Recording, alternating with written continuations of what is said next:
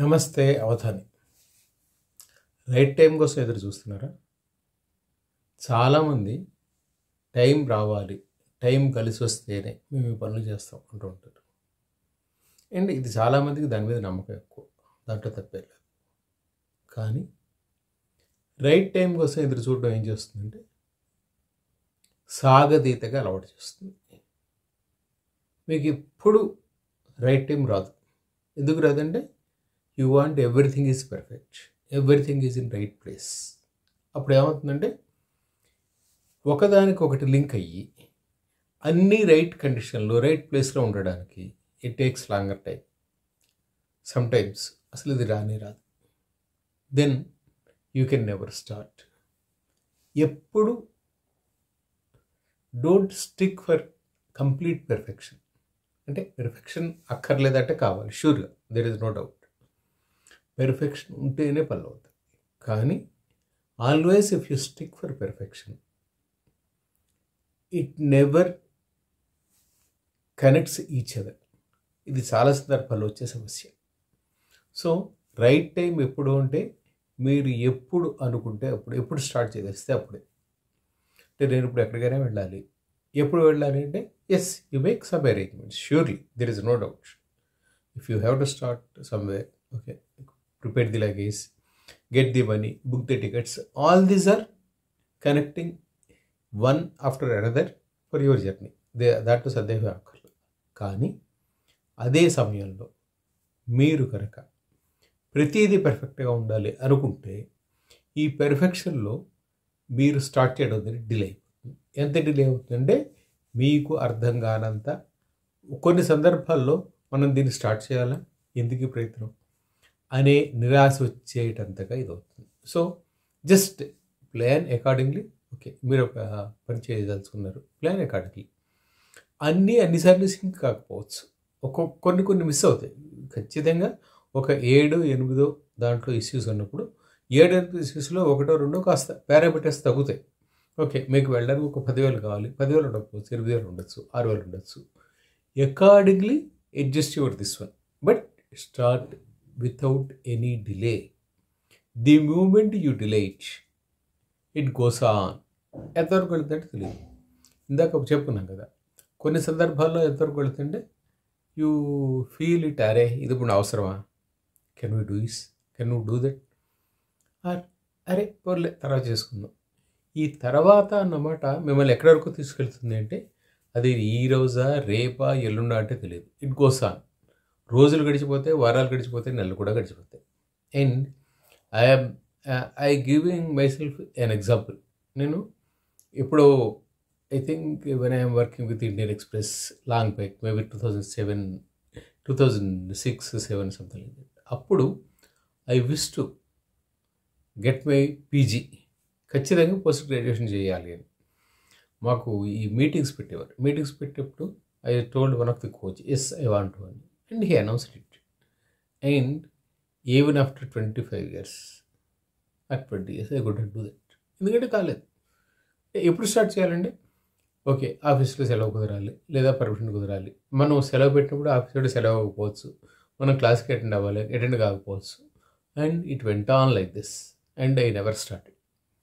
ఇది ఎందుకు చెప్తున్నానంటే మీలో ప్రతి వాళ్ళు కూడా మీరు ఎప్పుడెప్పుడు ఏ పని చేద్దాం అనుకున్నారో ఒకసారి లిస్ట్ అవుట్ చేసుకోండి, మీకు తెలిసిపోతుంది. ఐ థింక్ ప్రతి వాడి జీవితంలో నేను ఇది చెయ్యాలి, ఇది చేద్దాం అనుకుంటున్నాను, ఇది ప్లాన్ చేస్తున్నాను అనుకుంటుంటారు. Maybe travel for somewhere, maybe acquiring something, maybe buying something. And I do have a friend, ఆయన now he's almost 65+ or something. ఆయన మాతో పాటు ఆర్ మాకన్నా కొంచెం ముందు హైదరాబాద్ వచ్చాడు. He wanted to buy a flat. అరే అక్కడ ఇల్లు తీసుకుందామంటే అనుకున్నానండి.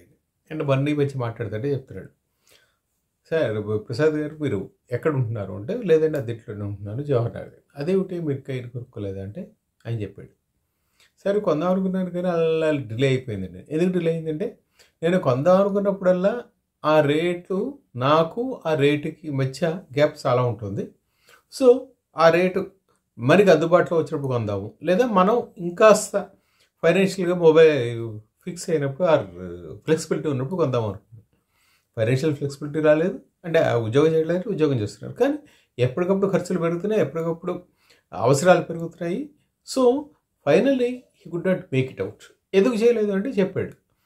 సరే అప్పట్లోనే కొంచెం ఆలోచించి కొంచెం నేనున్న చోటు కాకుండా ఇంకొంచెం దూరం వెళితే నాకు ఇల్లు వచ్చేసేదండి.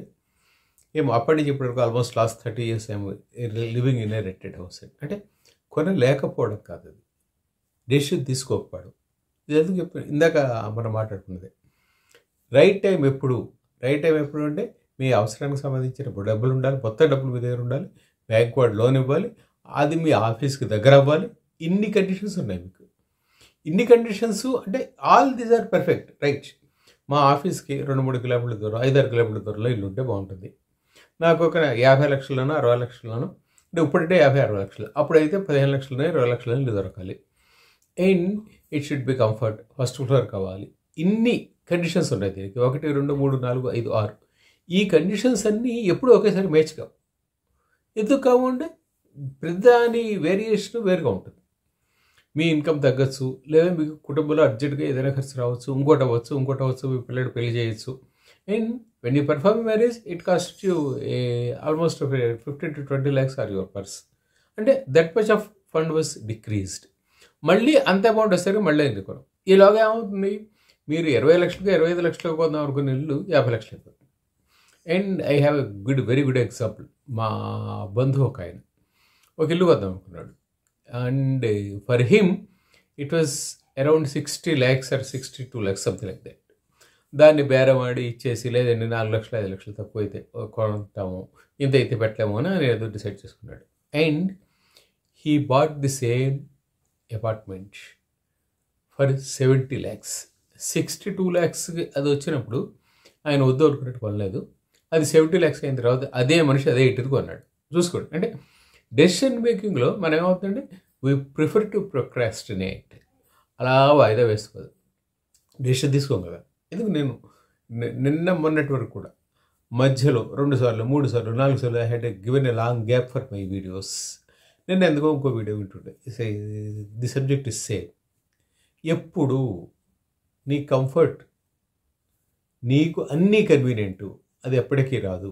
Start immediately. అంటే వాస్తవానికి నిన్న ఒక ఆడియో బుక్ విన్న తర్వాత I felt that I am unnecessarily delaying. నాకు రోజు ఒక వీడియో చేయడానికి, దాన్ని ఎడిట్ చేసుకోవడానికి, పోస్ట్ చేసుకోవడానికి takes about an hour time. ఈ 1 hour రోజు నీకు దొరకట్లేదా? కాదు, బద్ధకు. And we want to postpone things. ఎందుకంటే postponing anything is easy, but doing it is hard. హాయిగా ఉంటుంది, పర్లేదులే, ఈరోజు చేసుకోక్కర్లేదులే, this is what we feel. But when you do it, it gives the result. And only doing will yield result, not procrastination.